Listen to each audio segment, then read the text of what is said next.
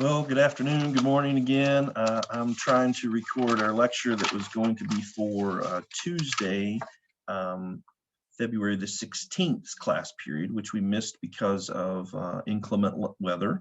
I understand that there's a very good chance we might miss tomorrow because of inclement weather, so I will try to make sure I have the next lecture recorded as well. I apologize for being late on this, but I just figure you can watch it at any time, and as long as you keep up with the reading, the study guide that I will give before the next exam, and the assignments, you should be fine.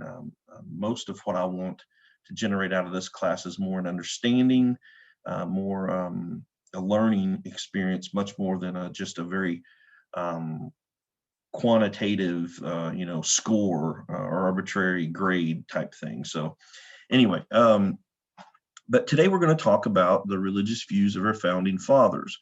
And I think this is important because it informs so much of what's going on in America even today. And so we're going to talk about that, if I can share my screen. Okay. And I think this is very important for many reasons. Let's see here. Here we have the traditional picture of George Washington kneeling in prayer at Valley Forge, asking for divine providence. Now there's evidence that he actually did do this. So this is probably an actual representation of a historical event. But the question, once again, it goes to his own belief system. And is that even important to look at? I think it's good history to ask such questions, and teaching this class, I teach it a little bit as a history class because it is basically the history of religion in America, and religion doesn't necessarily just mean Christianity, and we will cover other aspects, but Christianity, especially in the beginning, played a formative role in almost everything that happened, whether good or bad.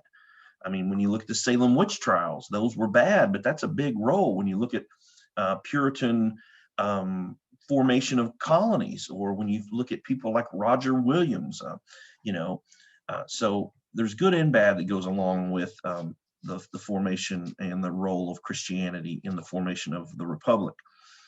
So it's good as history to ask questions. If someone's going to say, hey, we need to get back to the way we were, we need to be a Christian nation again, well, we need to look to see if they're actually talking the truth, because lots of times I've found that most people have about a 5 or 6 year attention span. And so they think they don't ever look back any further than that. And there's also something which I've always called what I call the arrogance of the present, which I think sometimes we think we are the brightest, most capable, most brilliant people that have ever lived, when some of the people in the Middle Ages were just brilliant. And so I think sometimes we think, well, if they tried this and it didn't work, it's because we're smarter than them. We could do it ourselves, and we could probably do a little bit better. But it's good history to ask questions of the past. It's good history to ask if things we're being told are true today. And one thing to know about some of our founding fathers were that a lot of them were what was called deists. And deists believed in God. They believed in Jesus Christ. They just didn't necessarily believe Jesus Christ was divine. And they believed in something that they would oftentimes label divine providence, which was basically God mapping out history. Nothing happens without God's approval. So therefore, in many ways, it's fixed. It's something that we can't alter. Kind of messes with that whole idea of the evangelical Christian view of free will, if you think about it like that.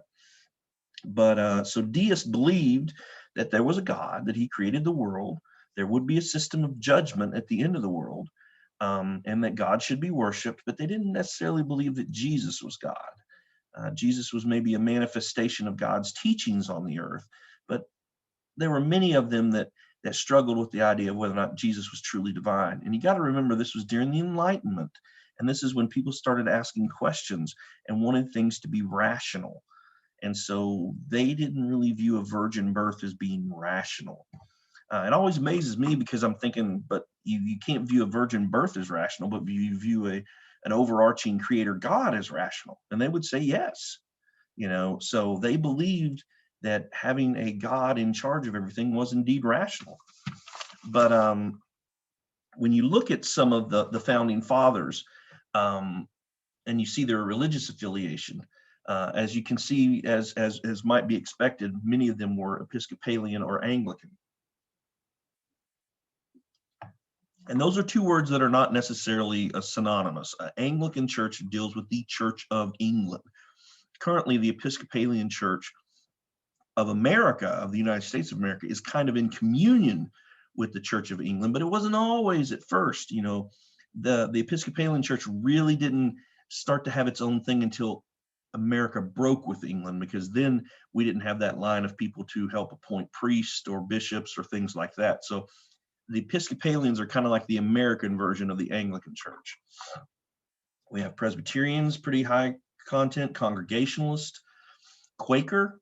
And see, Quakers were not viewed as Christians by many of these people. They thought they were weird. They would travel great distances and sit and wait for the Spirit of God to quake them. And so I tell my children that lots of times any name for a certain group of people at one time probably was a smear word. Like we may say the Puritans or the Quakers, but if we ran up to them and said, "Hey, you're a Puritan," in their time period, they would have been offended.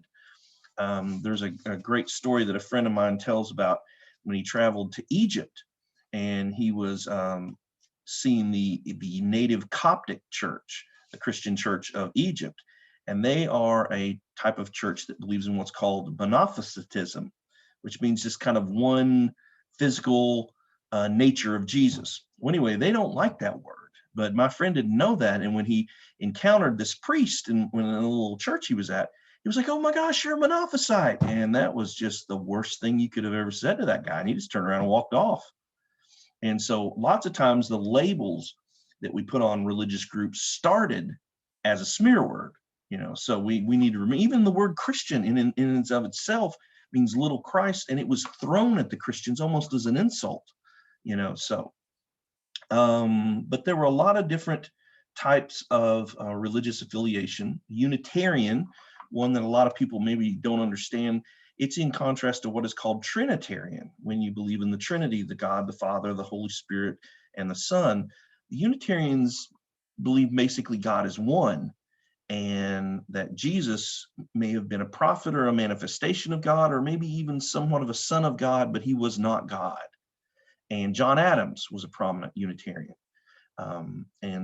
But outwardly, when they would conform to their religion, they would look very traditional Christian. For instance, Thomas Jefferson went to the Anglican Church his entire life, but yet he didn't believe Jesus was divine, but he still felt like religion was so fascinating. I'm reading a book right now called Sacred Liberty, and it's about America's long, bloody, and ongoing struggle with religious freedom. And a lot of people, let me read this quote from the book that I found was good. "To be clear, almost all the founders believed that religion was important to the health of the republic. Empowering citizens to control the levels of power required a demos with an ethos, a population that is guided by a deep sense of morality and forced through a system of heavenly rewards and punishments that incentivize good behavior." So they believed, and also Madison and Adams believed, that without religion there could be no virtue. But they did not necessarily believe that the government needed to support or prop up or do anything. In fact, people like James Madison believed that if you really wanted religion to flourish in your country and be the undergirding principle for democracy, the best thing to do is to leave it alone. Don't touch it, don't talk about it, don't say anything, let it be. Because they saw the example of Constantine. And Constantine, when he legalized Christianity, that's when the corruption started coming in. When it no longer was hard to be a Christian, anybody could be a Christian. So we have a lot of diversity in our founding fathers, and the diversity they took quite seriously. If you're a Methodist, you might sit at a table with a Baptist and have no problem at all, but they could not do that. George Washington, often called the father of our country. It's interesting to see what he believed. And I have a little story here I want to read from another book called John Fee, called "Was America Founded as a Christian Nation?" It's a really good book if you're interested in this, and I realize most of you have lots of things to read, but I just find the history of religion in America so fascinating. But there's a story about George Washington praying in Valley Forge, and so there's a story about a guy named Potts who was a Quaker, and he was there. He saw Washington in prayer, and this changed everything. As he arrived back home, he announced to his wife Sarah, "I have seen this day what I never expected. Thee knows that I have always thought the sword and the gospel utterly inconsistent, and that no man could be a soldier and a Christian at the same time. But George Washington has this day convinced me of my mistake. If George Washington be not a man of God, I am greatly deceived, and still more I shall be deceived if God does not through him work out a great salvation for America." And so this became kind of an immortalized story about George Washington. But when you try to figure out really what he believed, it's a little bit more difficult. He uses the word providence 270 times in his own writings, usually as a synonym for God. You know, providence means kind of the foreseeing, seeing in the future. And our author, Edwin Galsted, calls him a deist. He did believe that humans had free will, but God intervened in history, but he used humans. And he was content to act in history with great courage and let God's will be done. I mean, I think about it. When you really, really have a faith system that trusts that God's will be done, you'd be supremely confident because God's going to work it out. You know, that's supreme confidence in things. He went to church at the Anglican Church about once a month, but oftentimes he would not sit for the communion, the Eucharist. His wife Martha would, but he would not. He did read the Bible, and on his death he did not ask for a minister, but he did believe in a place beyond, and there are differing accounts of him. One historian, Joseph Ellis, quoted that he died as a Roman Stoic rather than a Christian saint. But he was very influential in the founding of our country. He was a very moral man. Once again, anytime you mess with these founding fathers, they're going to have the original sin of slavery and the incompatibility of slavery with the teachings of Jesus. But outwardly, he would appear Christian. But inwardly, I'm not sure that most people would take him as an Orthodox Christian because of his lack of belief in the divinity of Christ. Okay, when we go on to John Adams, he was very devout. He was the first vice president and the second president of the United States, and he was a devout Unitarian. He believed he was a Christian, worshiped in a congregational church as a boy, and he considered even being a clergyman. But he distrusted the clergy. He denied the Trinity. He thought that was ridiculous. He felt Catholics were superstitious. So oftentimes people who were Protestant Christians thought the Catholic Christians were not Christians at all. They thought they were just full of superstition. And he had little tolerance for those who disagreed with him.